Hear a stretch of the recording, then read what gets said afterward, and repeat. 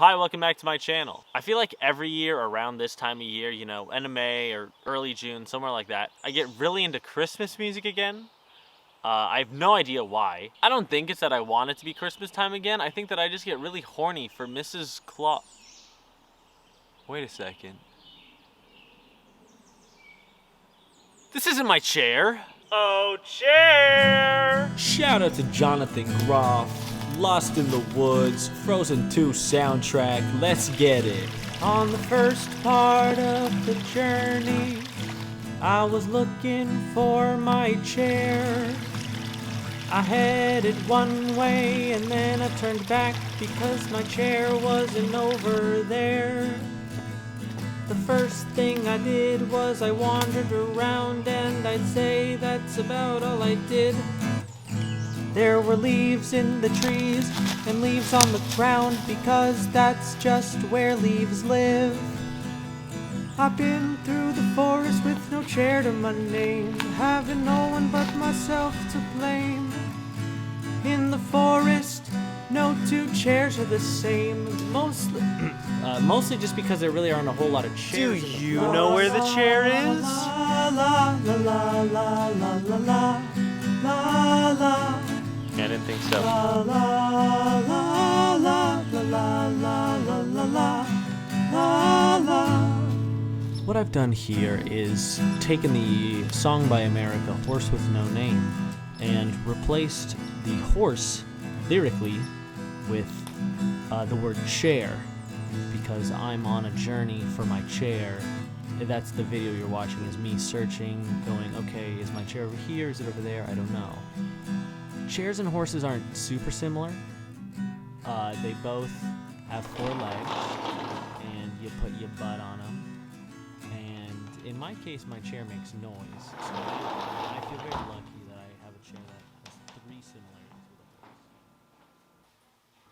with a horse.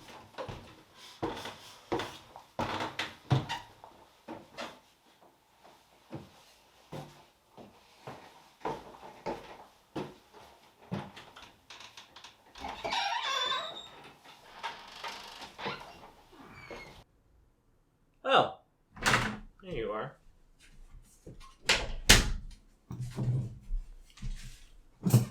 Hi, welcome back to my channel. When I conceived of and wrote that incredible bit you just saw, it was May. And now it is June. So I just wanted to let everyone know that I have changed the wording in the script to say emerges from the closet as a way of, not appropriating or co-opting gay culture during Pride Month. I just wanted you all to know that. Happy Pride, by the way, everyone. Speaking of Pride, The Hype House is getting a show on Netflix. And I couldn't be more excited. And because it's on Netflix, the show will have a sizable budget. I know it's reality TV and that's relatively inexpensive, but it's Netflix. They'll pull out all the stops. The D'Amelios are getting their own show on Hulu, which will have a little bit smaller of a budget, but still be a professional-looking show, and it's a little bit different style of reality television, but it's still reality TV. And then one rung below that, we're starting to get to the sale rack of TikTok reality television. There was that Awesomeness TV's Next Top Influencer show that they did, and that was just great. Owen!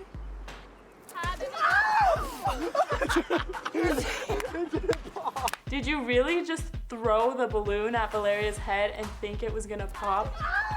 There's gonna be a second season of that, so look out, America. That's what every other commentary channel is going to be talking about.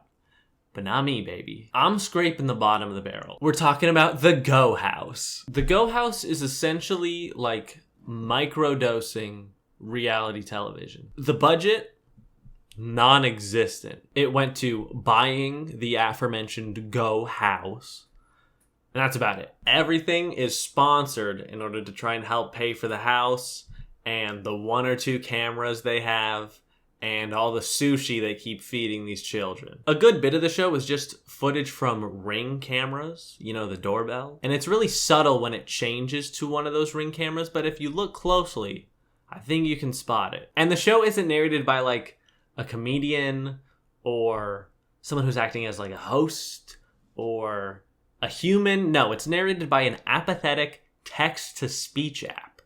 Welcome to the Go House Day 1. Today 8 creators audition for a spot in the house. Life is hard. That's why no one survives. It's a mildly existential text-to-speech app. But I'm getting ahead of myself. What is the Go House? Well, I'm glad you asked. The Go House describes themselves as the world's first game show-based content house. And the people within the Go House are competing to win $15,000. Take a cup of content houses, teaspoon and a half of The Circle, you know, a dash of Love Island, the zest of one lemon, boom, you're cooking. And the Go House is full of people who I've never heard of, who have bigger followings than I ever will have, because that's just what TikTok is. Mitzi270? 1.2 million followers. Reagan777, 4.1 million followers. Some dude named Colty, 9.4 million followers. Who are these people? Dana Marie has more than 5 million followers, and you don't even have to go to her TikTok to see that. In her Instagram bio, she plugs her TikTok, pretty standard, and then boom, right in those parentheses, flexing on you. Oh, yeah. Hi, Instagram. I'm fucking TikTok famous. Ow. Ace of Spades does the same thing. It feels kind of weird to me to flex how many followers you have on one app on a different app, but I guess that's the industry these days, so I made sure to update my Instagram bio to reflect that. Also, I love that everyone who blows up on TikTok is following in Lance 210's footsteps. He was the blueprint for successful usernames, and we didn't even know it at the time. The first 4 episodes of the show are all the same. They're kind of structured like an episode of The Circle, where you've got your contestants. They have a couple games or challenges. There's a little bit of interpersonal drama, and then we're out. And when I say we're out, I mean we are out. Because of the first 4 episodes, none of them crack 6 minutes, and 2 of them don't even break 5. I feel like they expect you to know who these people are before you watch the show. So you're like, oh, that's Lil Cocktease 818. I love his TikToks. I'm going to watch this. Because they give very little time explaining who anyone is. Most of the time, the people don't even introduce themselves. They just start in the middle of a talking head. Here's how episode 1 plays out. They start by ranking each other from hottest to nottest. Classic stuff. But they don't go one by one. It's cumulative. They're sitting on the couch in the order that they think is correct. And then by the time that you, the viewer, realize that this is what they're doing and their order on the couch matters, they've already moved on to the next game. And then right when that second game has started to go somewhere fun, we cut to the talking heads. The big drama, if you even want to call it that, from the first episode is Dana Marie versus Abel Cardin. And it's less of a drama and more of a personal history between the two of them. My ex-ish is here, so that was kind of awkward. I'm not gonna say any names, but there's like a little bit of like drama with some people. I'm not gonna say any names. I can't say any names, right? I don't think so. But when they talk to the camera about it, they are both ultra diplomatic about the whole thing. Tell us a secret that nobody knows about you. A secret about me? It wouldn't be a secret if I told you guys. Oh no. Should I say something? Should I say Probably, that's what we're looking for. Yeah? Yeah, hey, you're auditioning for this house, okay? You're not in yet. So when we ask you something, you better do it, alright? Alright. Now tell us a secret. Now he's got to tell a secret, and I wish he said something just way out of left field. Alright, a secret. Oh,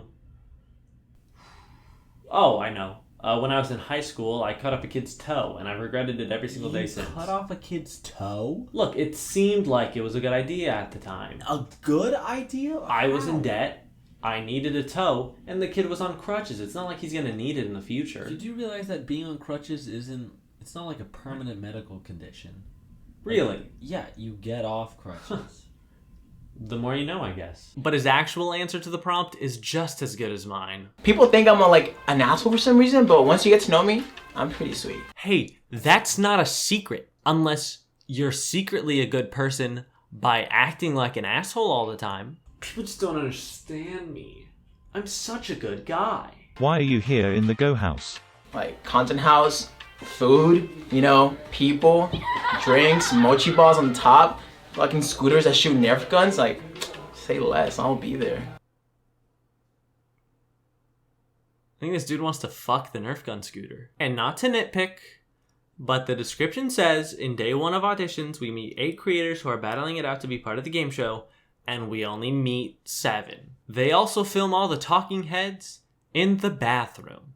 So I can only assume at some point we'll see someone taking a shit while talking shit. And they call it the diary room? More like the diarrhea room.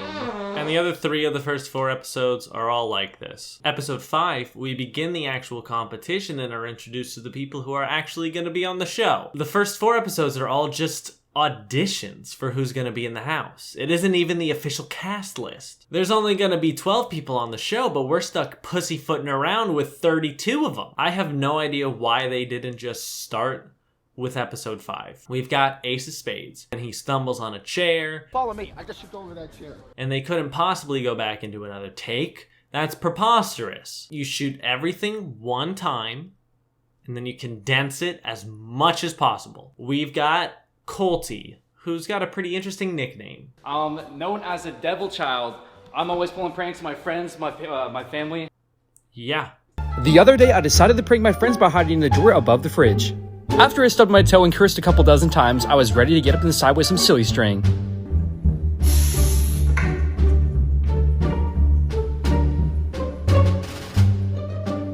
He's a real menace. I'm known for pranks, and that's exactly what I'm going to be bringing to the table. And some of these pranks might involve pythons, releasing flies, hundreds of flies in people's rooms. You know, that classic prank when you send a plague of bugs because your people are enslaved, so you're doing like a series of disasters upon the slavers in order to prove that you truly are the Lord Yahweh.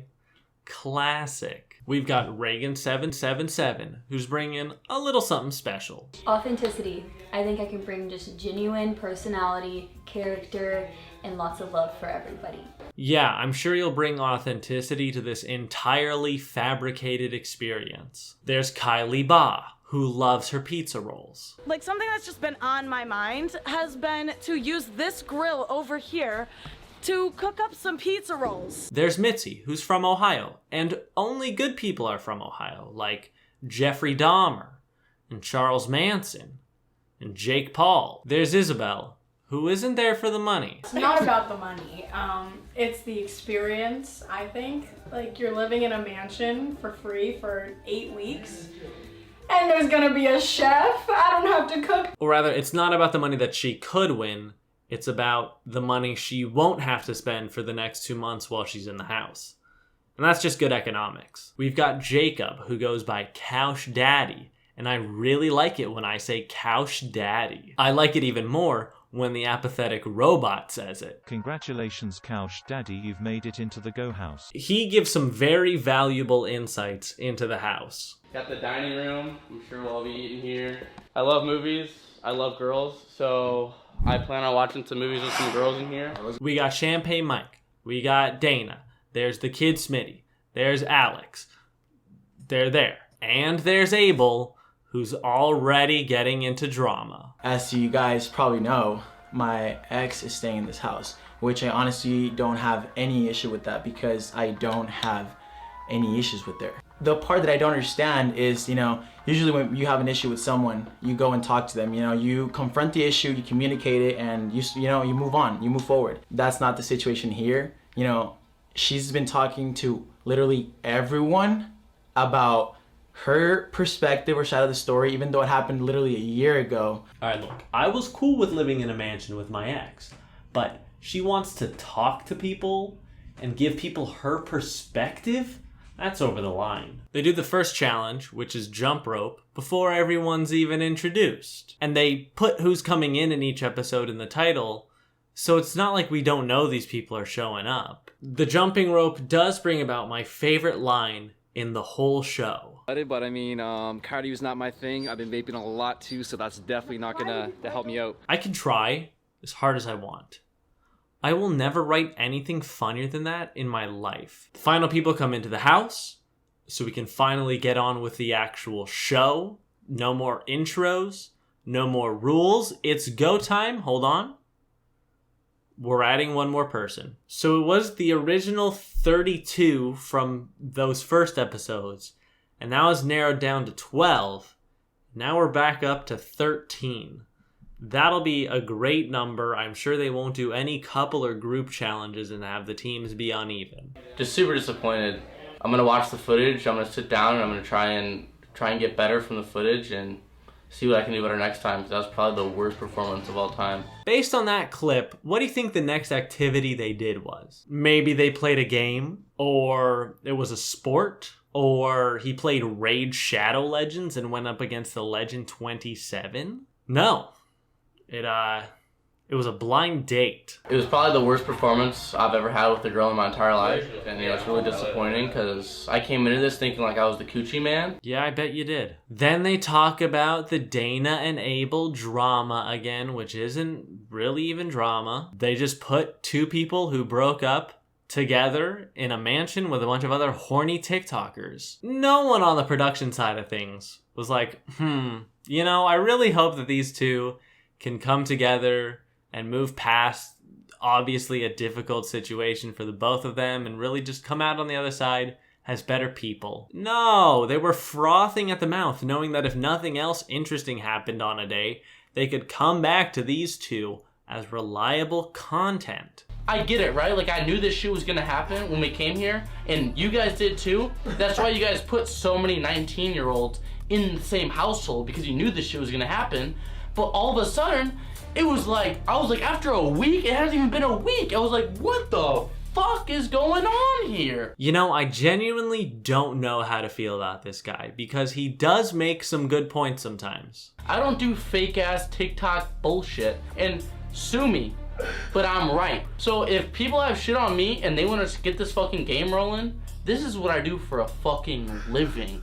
I fucking bully people until they fucking can't anymore. Jesus fucking Christ. I'm surprised they didn't name that episode like Couch Daddy claims he bullies people to death. In episode 10, the girls get a makeover and people complain that Kylie is annoying. The episode features a lot of people talking about how there is beef, but they don't show us what that is and they don't tell us what that is. So it's just kind of vaguely there. You guys want a game show? Let's play a fucking game. Let's play a game. There's been a lot of drama in the house lately. It's been a big game of who said what. As far as the whole situation, I feel like me and Colty have been the ones to just keep everything mellow and chill. First, like there was some crazy drama with the girls, and then overnight, poof, gone. Yeah, things are happening fast. And now it seems like they're all teaming up. It was like a pretty bad fight. And then this morning we come back, everyone's all buddy. Y'all asked for a game. So we're gonna give you a game. What is going on? I see two guys coming in here talking about like some beef or whatever, and I'm just like, what's happening? Did I miss something? And that's my main beef with the show. Yeah, we are beefing. I've got a diss track coming out next week. There's a ton of weird production decisions that come from them putting out an episode almost every day of the week. And most of that just has to do with how much they condense things. They'll always cut people off in the middle of a sentence and then go into a talking head. Just follow me around, bro. So right here, this is a bed, our little guest bed right there. We got the queen bed over here. I met everybody, and everybody is pretty cool. Express is always a good word. You go to the Express checkout line. It's very quick. It's easy, and then Express. Oh, coffee. I'm just here to say, if I hear this girl talk about one more boy she's in love with. And doing that gives people's sentences a lack of conclusion, but also makes it difficult to follow what they're saying. Yo, what up? Haha, it's your boy, Lil Cocktease A18. I'm 22, and I'm here to win. In episode 11, Couch is wearing a Jack Me Off shirt. So, I've never seen anyone call it a mukbang challenge, mostly because it doesn't seem very challenging. They finally give us the drama we've been asking for, and it's fun to watch, but it's even more fun to listen to. Wait, let me get this straight. So I flirted with Abel when he came in? You slept in his bed the other night.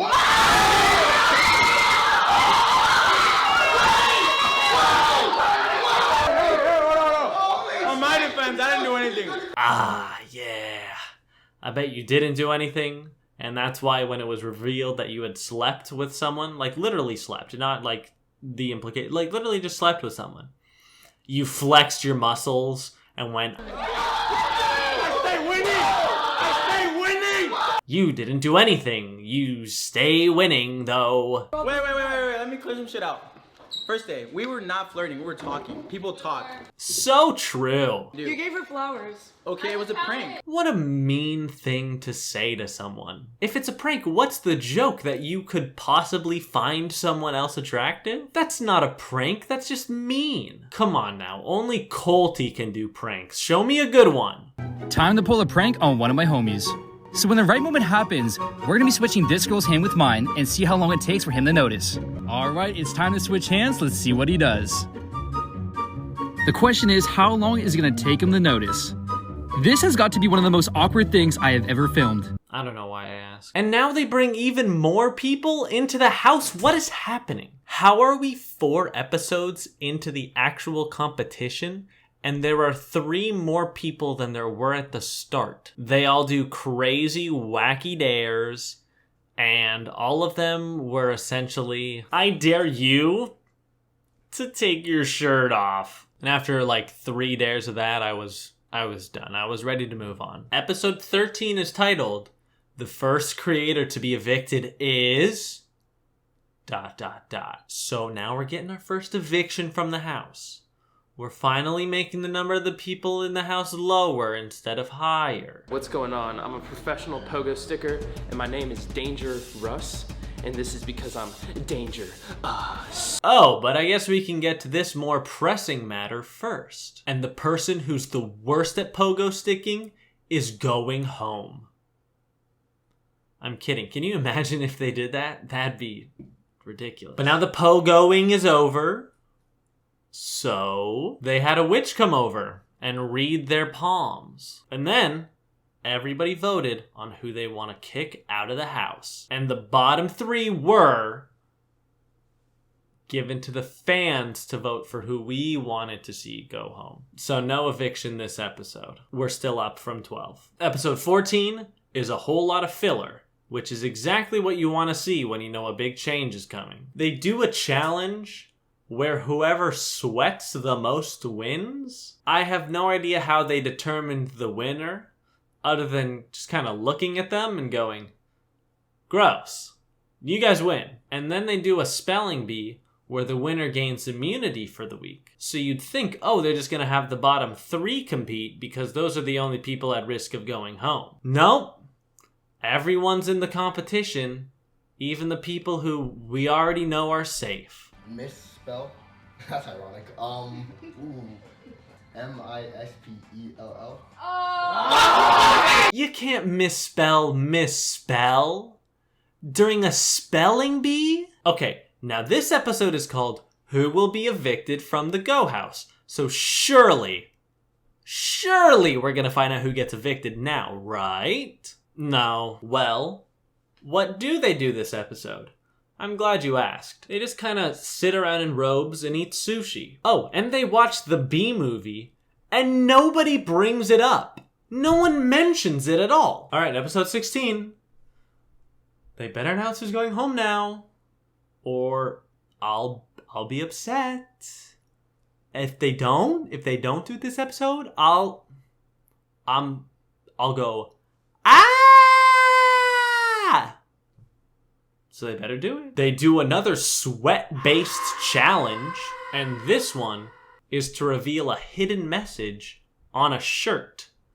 And you want to know what the hidden message is? It's the name of the brand that makes the shirt. Okay, so now we're gonna get to see who goes home, right? They're playing more games in the robes. Why was this not part of last episode? Finally, we get to see who's going home.